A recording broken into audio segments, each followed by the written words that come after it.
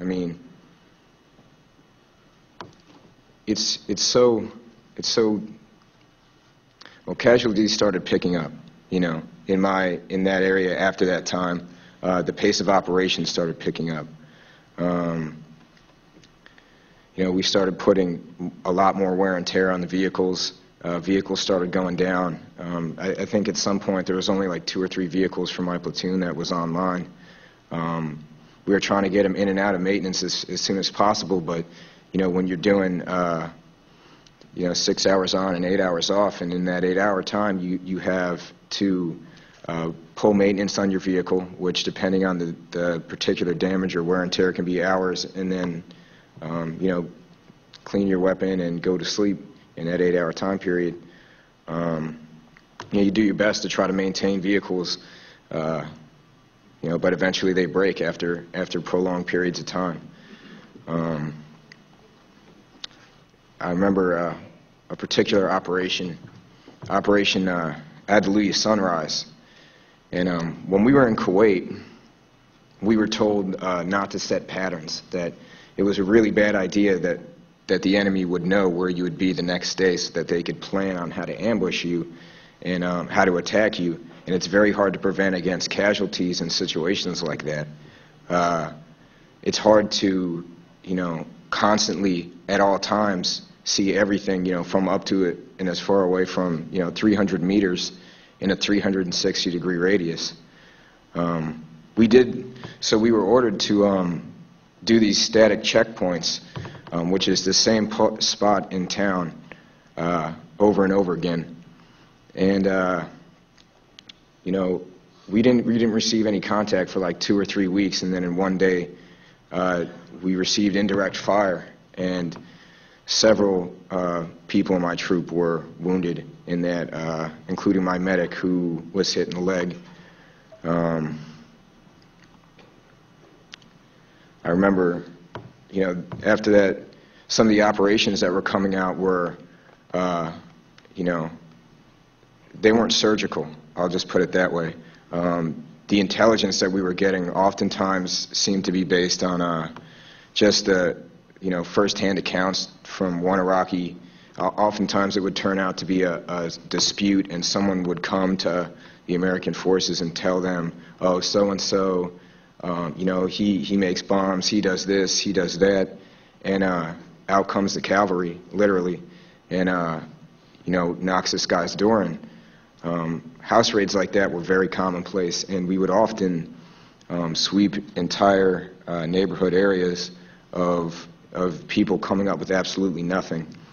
I mean, there's no doubt in my mind that looking back on it now, that kind of contributed to the violence in my area, and you know, led to an increase of casualties eventually. I mean, the intelligence, you know, I mean, there were raids that we did with good intelligence that netted people, and that was every once in a while. Most of the times we did that with, you know, small special operations detachments, and then there was, you know, raids that we would just get handed down. And you know, for example, one time we got the order to raid a bomb-making factory, is what it was reported as, and we pulled up, and you know, I think, you know, you bring several vehicles and helicopters and everything like that.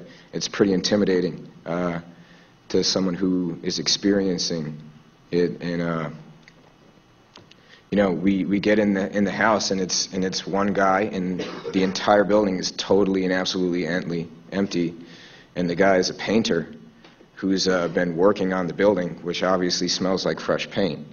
So I mean, we rarely would get someone, you know, with weapons or with any kind of proof of guilt.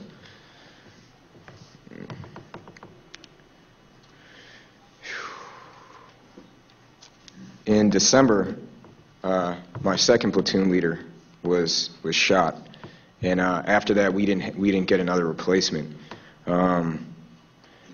We were sent on a patrol with limited personnel. People had been taken from our patrol, if I remember correctly, to do what's called kitchen patrol or washing pots and pans. another thing that, again, there's contractors on my base, and we're going on missions shorthanded. This instance, it was myself, a captain, a medic, and one other NCO on a dismounted patrol, and we ran into an ambush that was set up for a log pack. We should have had more people that day, and you know, due to the increased casualty rate, and there were replacements that would come in and, you know, be there for 2 weeks and get hit and go. One guy got hit by a sniper, and you know, after I got back from Iraq, I was diagnosed with post-traumatic stress disorder, and I remember just this feeling like, you know, I told myself that after I got through this, I would be cool, everything would be okay, and you know, just get through this time, you know, I would say, and just make sure everyone, you know, comes home. And you know, I was lucky enough to have a lot of good people watch my back, and you know, I'll never forget the things that happened over there. I think about them every day, and I hope wholeheartedly that the American people can understand the impact this occupation is having on the United States military. And I hope that people really wish to educate themselves about the true nature of combat in Iraq and the effect it has on our military, because it's, I mean, it's tearing us apart.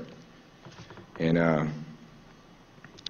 you know, in closing, I'd just like to say, you know, to those who would judge me for coming up here and sharing my experiences with the American people, do so, because I've made my peace with what I have to do for this country over many sleepless nights. Thank you.